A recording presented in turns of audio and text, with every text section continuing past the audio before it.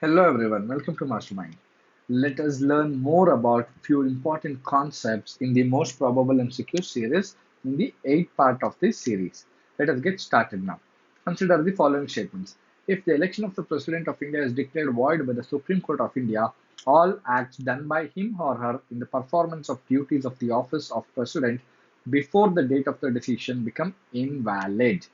Election for the post of the President of India can be postponed on the ground that some legislative assemblies have been dissolved and elections are yet to take place. When a bill is presented to the President of India, the Constitution prescribes time limits within which he or she has to declare his or her assent. So, here the right option is option D. None of the statements are correct here. So, if the election of the president is declared void by the Supreme Court of India, then it does not invalidate. Here it says it becomes invalid. No, it does not invalidate. Or, in other words, it is still valid. All the acts, or it does not invalidate the acts performed by the president before the court's decisions. And which article says this? Very, very important. Note it down. Article 71 clause 2 of the Indian Constitution says this.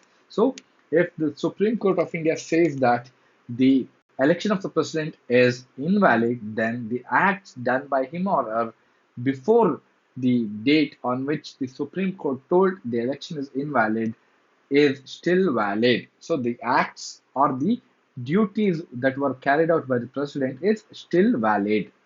Election for the post of the President of India can be postponed. No, again, this is incorrect.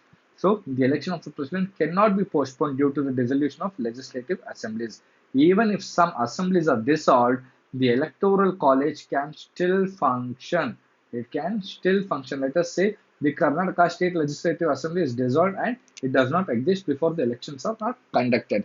Even in such scenario, the election for the post of president will be carried out and the electoral college can still function based on the members who are currently in place. So those assemblies which are functioning, only those assembly members' votes will be counted. Third, when a bill is presented to the President of India, the Constitution prescribes time limits within which he or she has to declare his or her assent. Absolutely false. The Constitution does not prescribe any time limits for the President to declare his or her assent to a bill.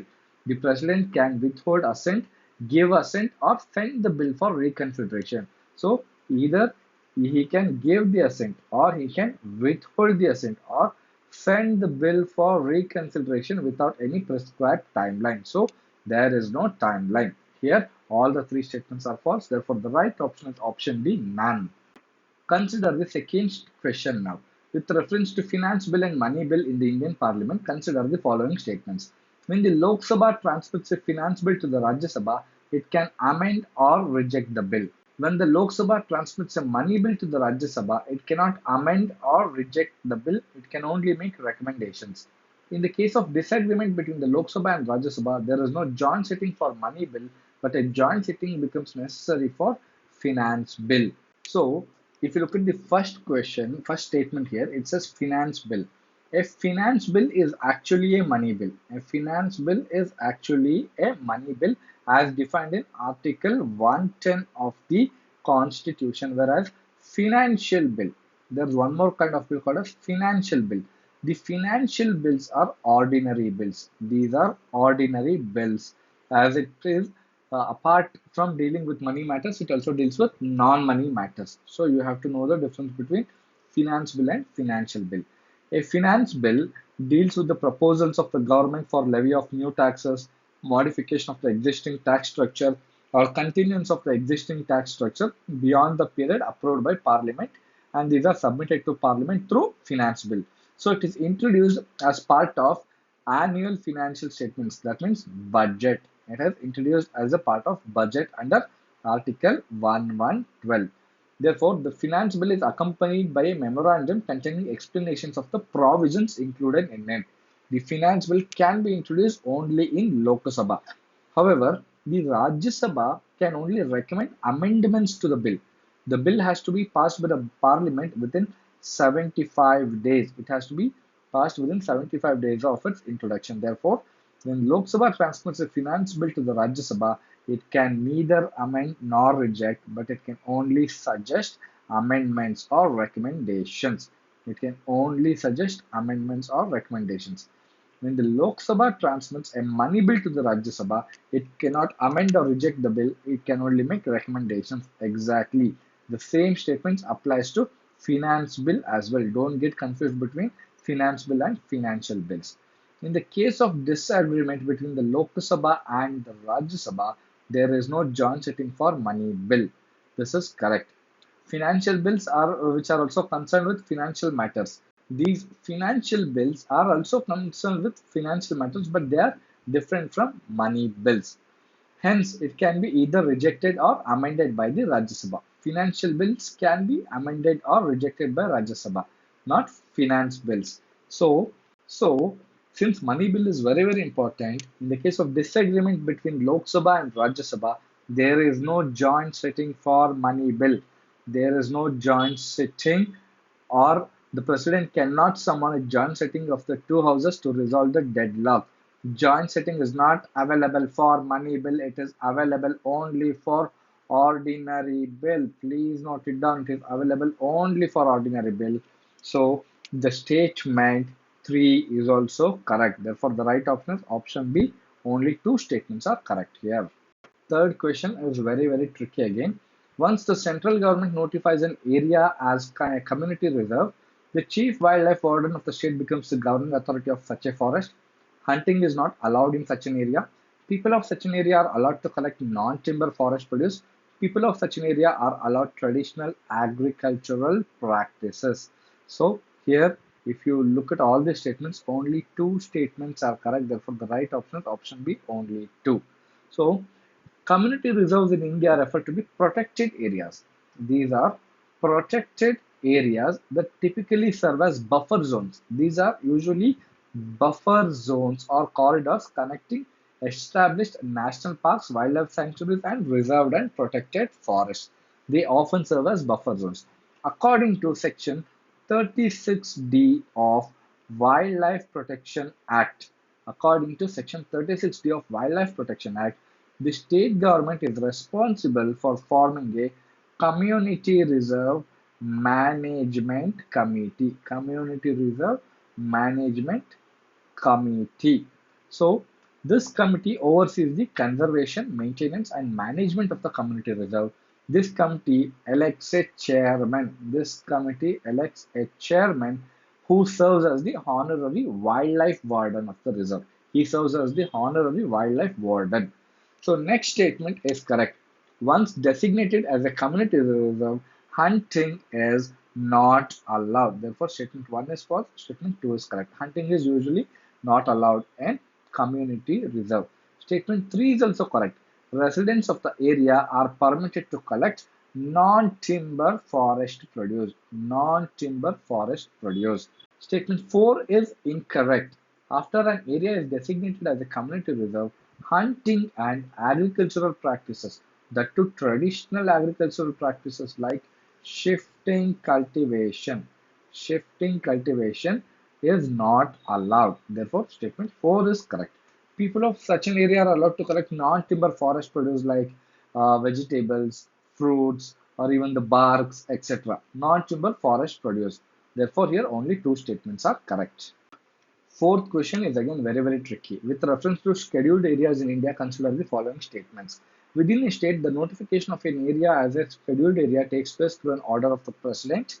The largest administrative unit forming the scheduled area is the district, and the lowest is the cluster of villages in the block. The chief ministers of the concerned states are required to submit annual reports to the Union Home Ministry on the administration of scheduled areas in the states. So again here the right option, option B, only 2 here. So Article 244 Clause 1 of the Indian Constitution defines scheduled areas as regions that the President may declare as such by order. Therefore, statement 1 is correct.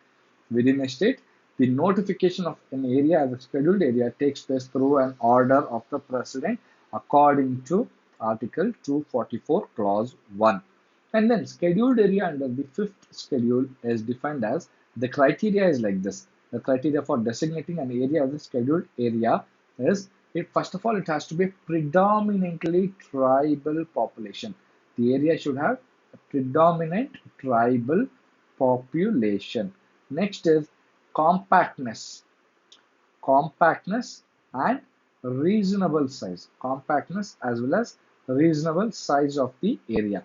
Next is an administrative unit of practical size. It has to be practical size like a district, either district or block or taluk. Therefore, here this particular statement saying largest administrative unit forming the scheduled area is the district and the lowest is the cluster of villages in the block is correct. The largest administrative unit forming the scheduled area is the district, while the lowest is the cluster of villages in the block, or it can be even taluk. So even statement 2 is correct, while the chief minister of the concerned states required is false. Therefore, the right option is option B, only 2. The next is economic backwardness compared to neighboring regions and the governor of each state. The governor, not the chief minister, the governor of the concerned states with the scheduled areas is required to submit a report to the president annually or as requested regarding the administration of these areas. Additionally, the union's executive authority can issue directions to the state concerning the administration of these areas, making statement 3 as correct or incorrect. Last question for the day says consider the following statements. The Supreme Court of India has held in some judgments that the reservation policies made under Article 16 plus 4 of the Constitution of India would be limited by Article 335 for the maintenance of efficiency of administration. Statement 2 says Article 335 of the Constitution of India defines the term efficiency of administration.